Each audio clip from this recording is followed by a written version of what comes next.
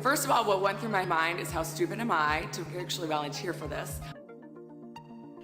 Hi, this is Janelle with Ebon Pardus Farm. I'm going to talk to you today a little bit about financially what 2015 looked like for us. There's a little bit of good, there's a whole lot of bad. It was a really bad year for predators and for illness and stuff for us this year. But I'm going to break it down by the different stock and tell you just what our numbers look like for this year. Okay, so we're going to start out with the ducks. We lost a lot of ducks. We lost 31 ducks total in 2015. There were 15 ducks lost to a dog attack in February of 2015. There was one eagle attack that took away one of our runner ducks. There were 2 bobcat attacks.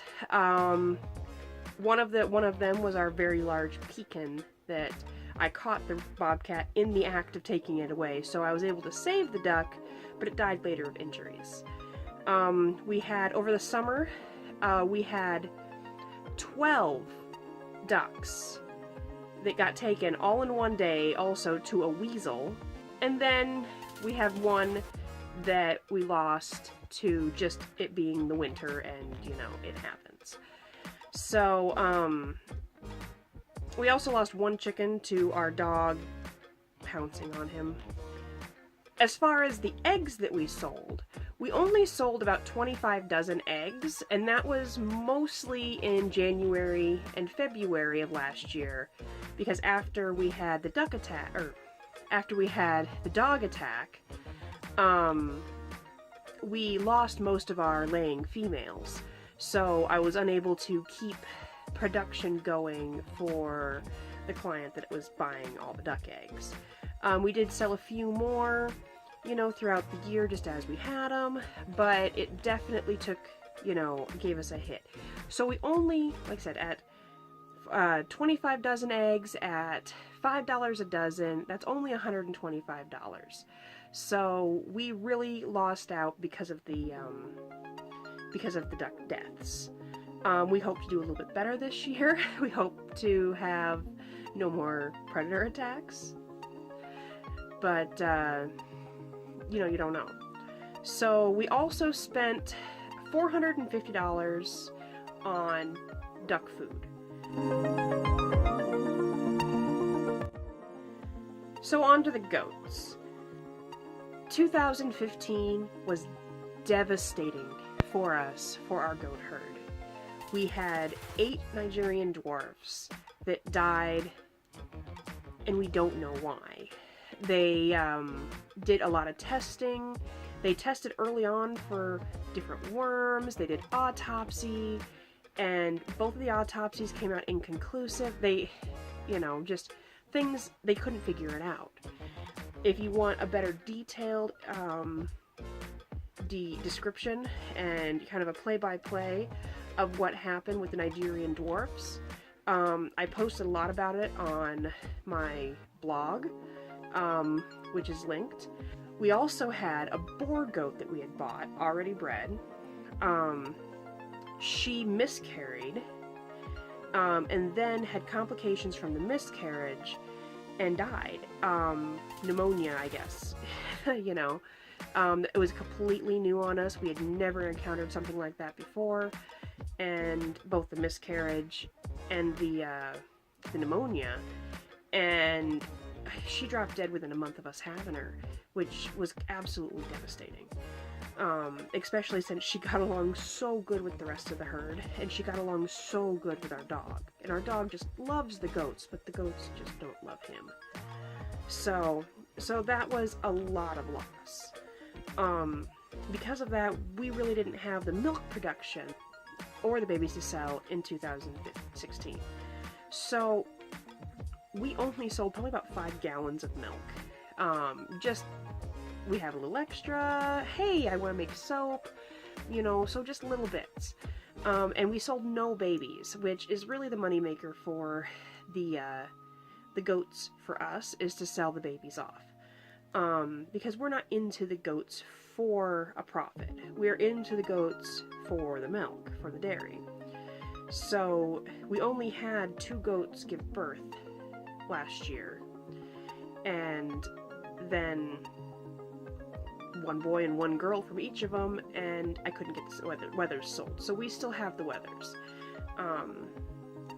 And so there's been a little bit of extra feed and extra hay to keeping them on, but I'm confident we'll be able to get them sold this year. The feed. We spent about $253 on goat food. And then we spent another $90 on hay. Now the hay, it went to the ducks, it went to the rabbits, it went to the goats. So it's not completely on the goats, but a good majority of the hay went to the goats. So we're kind of tacking it onto that. We also had a stud service. We lost all of our male goats in 2016. So we rented a buck. So the wonderful woman who allowed us to rent her buck let us have it for about $30 and let us keep him for a month, and I'm pretty sure he's done his job. So now on to the rabbits. So we only sold 3 rabbits, and we didn't sell any rabbit meat. So, you know, rabbits again are not our money maker, or what, you know, not a money maker, not what we're into it for. We're into it for just having the meat and the furs and learning. So, but we sold 3 of them at $20 a piece. So we only made $60 on rabbits this year.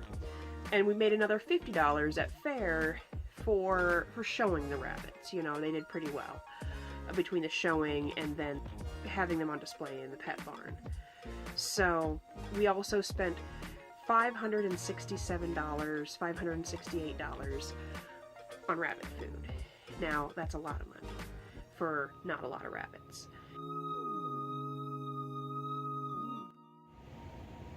So then we have some miscellaneous costs that kind of, you know, don't really fit in. We had the vet bills for the goats, but we had a sick rabbit too, I think, you know, so, and then just medications and electrolytes and vitamins for the different animals, which comes up to about $600 in medical bills and medication. We also spent another $100 on bedding, the pine chip bedding that we like to use. So if you take everything into consideration, if you go down the line, you know, our total feed costs for all of the farm animals was $1,361. Our total miscellaneous cost, you know, from all the different construction, you know, we spent $240 on new fencing, and also the new rabbit hutches. So that comes up to $375. Vet bill, $600. And then if you add in the prize money that we got and the sales that we made, we only made $255. So 2015 for our farm, we have a net loss of $2,340. And then if you add up the loss of our animals to that, and the cost to replace the animals that we lost to predators, to illness, we're looking at a total net loss of $5,033 for our farm. Now, that's really hard for me to take because I thought we were doing very well. But the good news is, I know where we went wrong.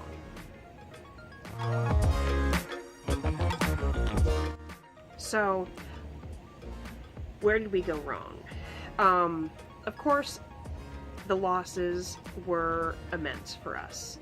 Lots of ducks being gone means not so many eggs, which means no sales. And egg sales are really, really important to keeping this farm going. The goat deaths were just were also devastating. But we've learned from this, hopefully, and we've learned from the duck deaths, hopefully, and hopefully 2017 will not repeat that. I'm taking more precautions with the predator situation, as well as a worming schedule, and just keeping a closer eye on the overall sluggishness of the goats. Now, already in 2017, we have lost 2 goats. 1 goat was bullied to death. We know that. And sometimes that happens. I can't be out there all the time, and by the time I noticed there was a problem, it was already too late. Now, the other goat that we lost was bred up, but we lost her to liver fluke. And I've never had to deal with liver fluke before, and our wormer that we've given the goats does not cover liver flukes. So, didn't know that. So, we're working with the vet to get a better wormer for us. So, another place that we went wrong, where I went wrong, is I tried too hard to work. I tried to do too many things. Now, if I would have just stayed on the farm and did what needed to get done in the farm, then possibly the predator attacks wouldn't have happened. I'm not going to put that completely on me, but it could have. I might have been able to prevent it if I was home.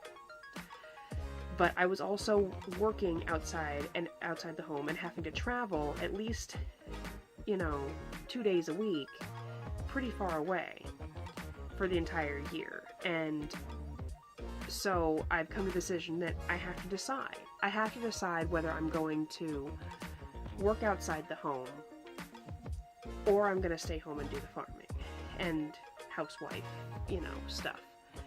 And I think that it's worth it to stay home.